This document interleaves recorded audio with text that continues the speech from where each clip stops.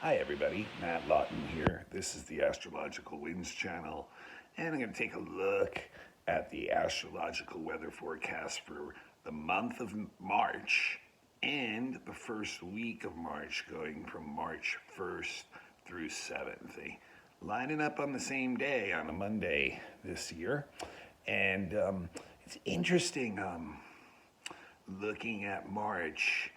Of course, we all know at this point, if you follow astrology, follow the blog, that the Saturn-Uranus square is our ongoing energy of this year and will be playing in the background all year long.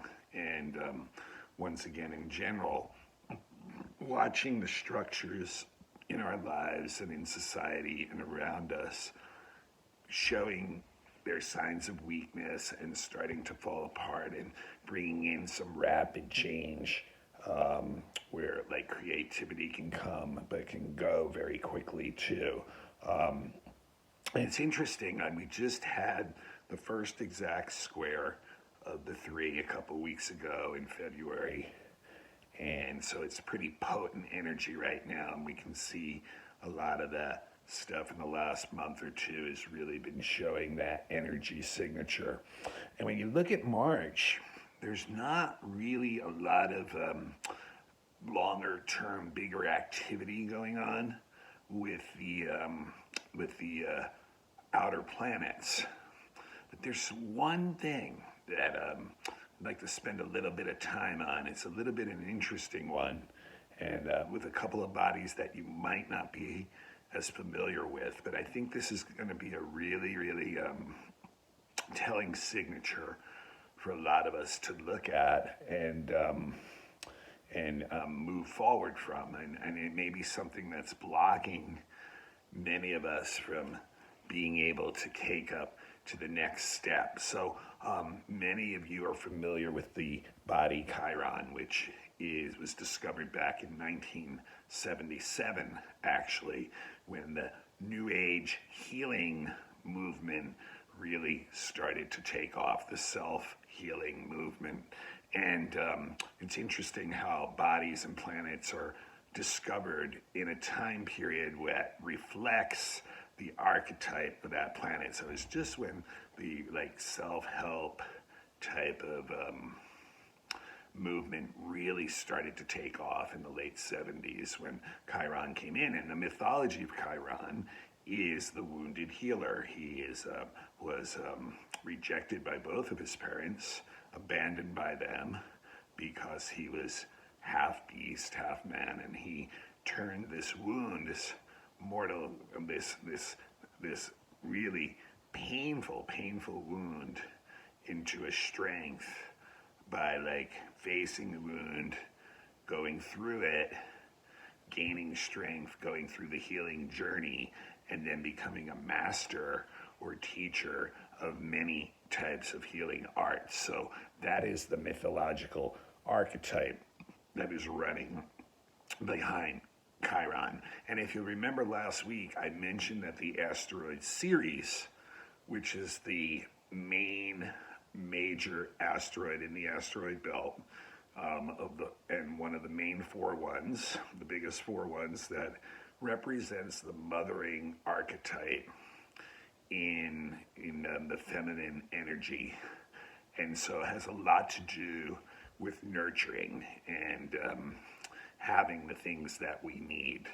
And that went into Aries also. And as I mentioned last year several times, and I know I've mentioned it a few times over the past year or so, when Chiron went into Aries, the main thought I had been receiving was that it was a time when people really were going to have to be self-responsible for their own healing journey, that they had to take the steps, be assertive, go forward, be willful, motivated about wanting to heal the wounding within ourselves in order to move forward. Because if we don't, we're always stuck, and the world is just reflecting that back to us. So it's really interesting. This month, to me, the main event, besides the fact that the Saturn-Pluto square the Saturn-Uranus square is still moving behind everything, is that Ceres is going to catch up to Chiron and conjunct Chiron in about mid-month. So both in Aries. And when you think about like the need for nurturing and then the need for healing, it's like a path that, two paths that kind of are coming together. They're like, merging together. And here we have this in Aries, in that individualistic sign that's saying you have to be assertive and willful to get what you want, but you have to have the motivation and ambition yourself to move forward and get what you want. So what I think we're going to really see a lot of this month and feel a lot of, and maybe already feeling a lot of it, is this wounds of nurturing, wounds of like self-care coming up. And in Aries, when we think about this, it's like the wound is like comes from like almost like a domination versus subjugation kind of energy when it comes with Aries and these two bodies. It's like having to like get like the proper nurturing by finding the right balance and not becoming too dominant with others and not subjugating ourselves too much under them too. So that's where that Aries energy really has to figure that out for us on our own individual basis, and we have to move forward and be assertive about that. But what I think this wound really has to do, Aries is all about the self. It is the I am energy. I am. And I think what a lot of this is it's going to having most of us questioning our own self-worth, our own self-value. And do we actually even deserve the nurturing that we really do deserve? Like having to figure out that it's our own wounding that's stopping us from getting that energy, that somehow we don't believe that we deserve that nurturing, and that somehow I think what we can do in this situation many times is we go out and try to prove to other people that we deserve nurturing from them instead.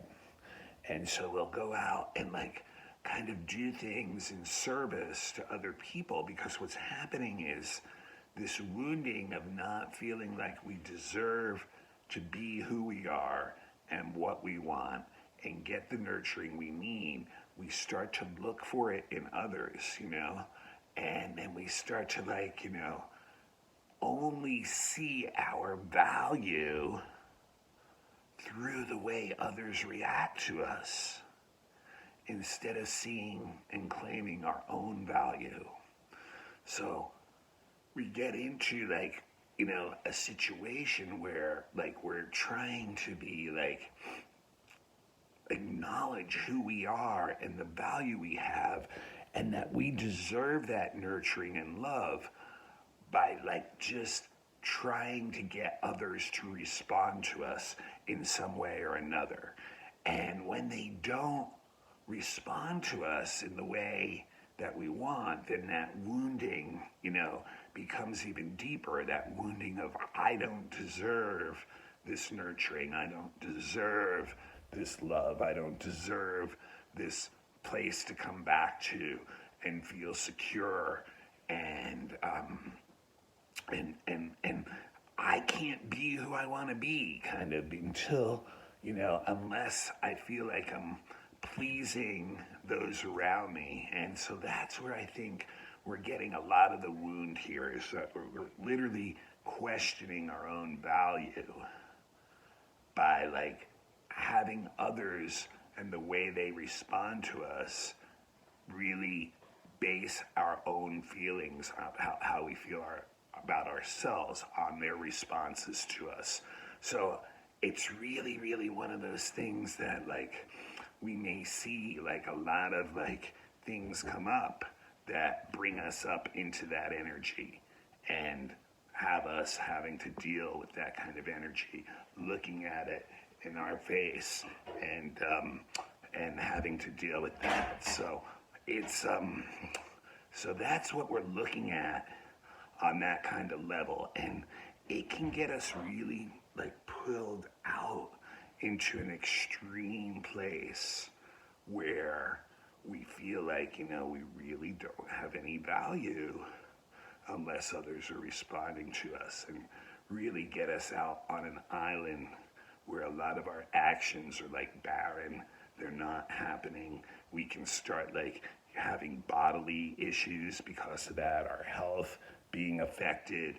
We can feel like we're not able ever to get things lined up the way we want them lined up, that kind of thing. So it's like a very, very intense energy. But at the same time, if we can start to be assertive and start facing our own wounding and finding our own value, then we can start to respond in the present to situations and know what is the right thing to do in situations, not only for ourselves, but for other people too.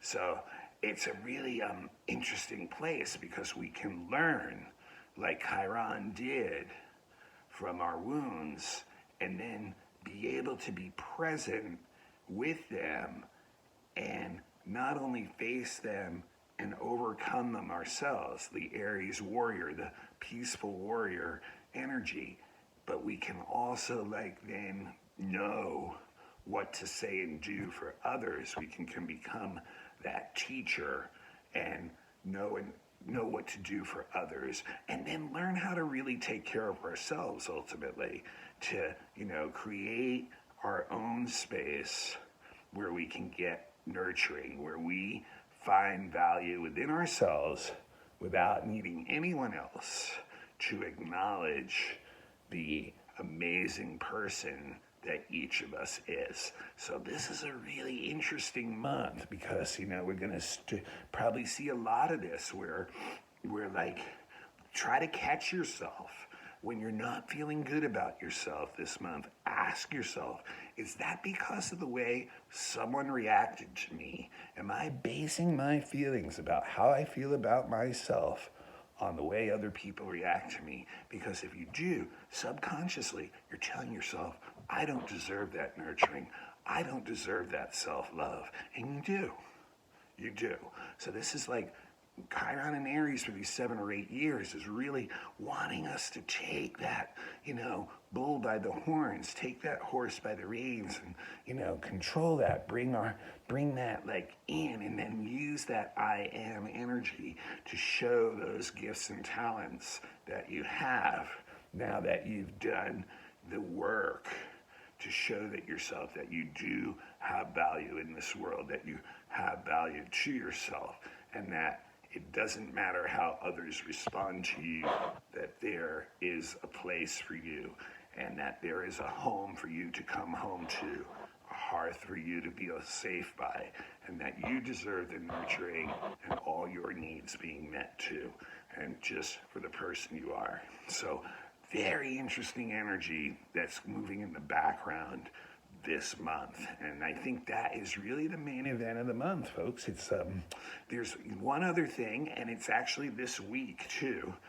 Really the only other, and it's kind of like a medium shift. It's not a major shift, but Mars is going into Gemini, so it's going to finally leave Taurus, where it's been slowed down, and Mars doesn't like Taurus because it's a little bit too slow in its movement.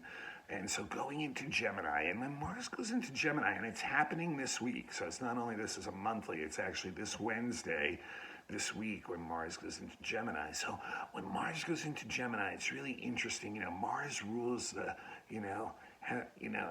it has that really strong assertive energy, and Gemini is all that air energy. So what it does is it kind of can make people really headstrong about their ideas and opinions, and they'll jump to conclusions really quickly. They'll jump into an argument or a battle or a dispute really quickly. Really interesting. Now there's a lot of energy available when Mars goes into Gemini, but it's kind of a little bit, scattered in the sense that you'll like kind of almost get into like this multitasking thing of doing your actions, but you may not complete any of them, which can be really like one of the struggles with the Mars in Gemini is just being distracted by so many different things, that you have so many things going on that you actually don't really do a good job at any of them or complete any of them, that you just jump from one thing to another. So it can be really impulsive on that, and really impulsive decision making too, sometimes not really well thought out, and get us into some spots where like, why did I do that? I didn't think that through. But it's like a very quick moving energy, just jumping from one thing to another very rapidly. So those are really the two main things of the month. And like I said, Mars this week going into Gemini on Wednesday. So it's not only one of the two main things of the month, but it's the main event of this week, the first week in March. And otherwise, there's really not too much going on this week. I wanted to mention a couple other things also on Wednesday. We have Venus sextile Uranus. So that's an interesting one. I mean, it gives the opportunity to have new experiences with different people that you would normally be hanging out with. It definitely you can get a spark, from different people, different forms of entertainment or fun. Experience, even different types of art, also can, be a short-term monetary gain, like, maybe you'll get your stimulus check or something, and then, and it favors short-term relationships too. It can be a little flirty for sure, and that kind of thing, but it's like, just adds a little bit of excitement into our lives on Wednesday through different experiences, different people, different forms of entertainment mainly. And the other biggest event of this week, besides the Mars into Gemini, is on Thursday when Mercury conjuncts Jupiter. Now, this is the third hit of this because Mercury is going forward again. And what's really cool, here's the astronomical note. If you get up early in the morning before the sunrise and it's still dark, remember how Jupiter and Saturn were conjunct in December, and they were getting closer and closer to the western horizon, and then eventually they went down behind the sun, and we haven't been able to see them in the night sky anymore. So right around December 21st, they did that conjunction, and they've kind of disappeared a couple weeks or so after that into the sunset, so we haven't seen them. So now they're coming out on the other side now. They're ahead of the sun now. And they're coming out on the other side.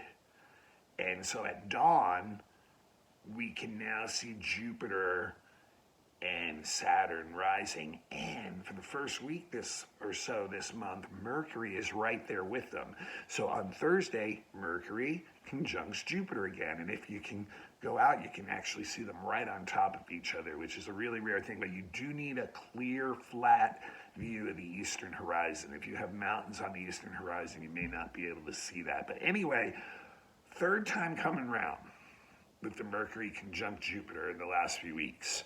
So here is where we probably had some ideas a few weeks ago that were like big ideas, future ideas, planning ideas, organizing things, maybe business stuff or education oriented. And then we went into the Mercury retrograde, and maybe during that time we kind of fine-tuned a lot of the thoughts around those ideas. That's really what we should have done. That's really the best way to use it. When the second Mercury-Jupiter conjunction occurred, the retrograde conjunction, there's probably a lot of internalizing, chewing over these ideas. And so now we get the third one, and it's time to hatch them.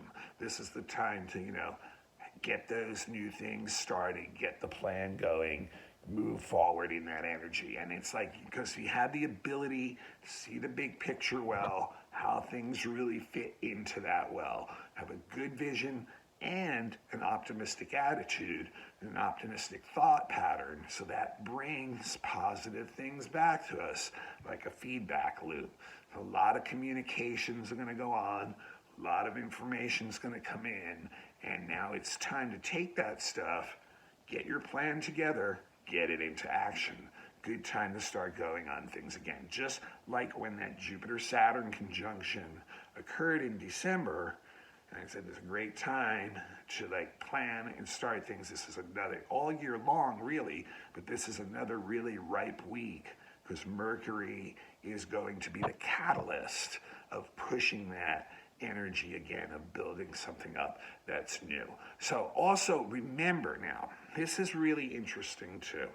If you remember a few years ago, we had Uranus and Aries, and then Pluto had just gone into Capricorn. And so we had them squaring each other for like a year. And every time the moon would go into a cardinal sign too, it would every week either form a T-square with that or with that square, or it would conjunct one of those two planets and really strengthen that. So every week there was a trigger day that was really strong, that would really push that Uranus-Pluto squares energy. Well, this year we got the same thing going on whenever the moon goes into the early fixed signs because of the square between Saturn and Uranus. Anytime the moon goes into a fixed sign, it's going to either form a T-square with Saturn-Uranus, or it's going to conjunct one of the two of them and really strengthen that energy. So this week, we have it on Wednesday where we're going to get this T-square form from that energy when the moon goes into Scorpio. So every week you're going to have a day where that Uranus-Saturn energy is really going to peak, and you really see things kind of crumble and change rapidly on that day. Also this week on Thursday and Friday, three kind of odd aspects that show that there can be some issues in groups and associations. The Sun is square the nodal axis, Neptune is square Juno, the asteroid, and the Sun is opposite the asteroid Vesta. And all three of those things show that there's tension in groups, and that there's crisis and issues going on within groups that are supposed to be together and sharing these issues together so that they can work them out together. But it can definitely put people at odds. There can be a lot of tension in the air. So there's going to be stuff for the groups to work through late this week. And then the last thing I wanted to mention was on Saturday, Venus is semi-square Pluto. So that's that can be some intense energy for sure. It can be a lot of frustration in relationships because of the stuff that's coming up, kind of seeing a lot of the shadow side of things in relationships. So it can bring up some really intense energy on that level. And the best thing to do is try to clear that energy with whoever you're having that intense interaction with. So that's, not the heaviest week, so to speak. That Mars and Gemini is definitely the biggest shift, but the Mercury-Jupiter is the Mercury-Jupiter conjunction is the really good thing to work with this week, great for business, great for any kind of planning, getting things going, getting projects going. All right, this is Matt Lawton. This is the Astrological Winds channel. It is on YouTube. It is on multiple podcasts. You just have to look it up. If you're watching on YouTube, you can become a follower by having an account on YouTube and hit the follow my blog here, my channel, and then also turn your notifications on. And then, like I said, if you want to find it on podcasts, just, your favorite podcast, just do a search on it. You'll probably find it there. It's on a lot of different podcasts. So I'm available for all kinds of readings, natal chart, which is your birth chart, predictive readings, looking at the year ahead, children's readings, relationship charts, fixed stars, astrocartography or locational astrology, if you're looking to see where the planets fall and their lines on Earth and where they're strongest and where they're weakest. People who are considering moving a lot of times like to look at that kind of thing. So, and then there's astrology classes available for $25 a piece. Beginning astrology, there's 5 of them up, 6 ones coming up soon. If you're a student, you get $5 off if you have an ID. You can take them sequentially if you want to learn astrology or if you want to just take classes as a one-off.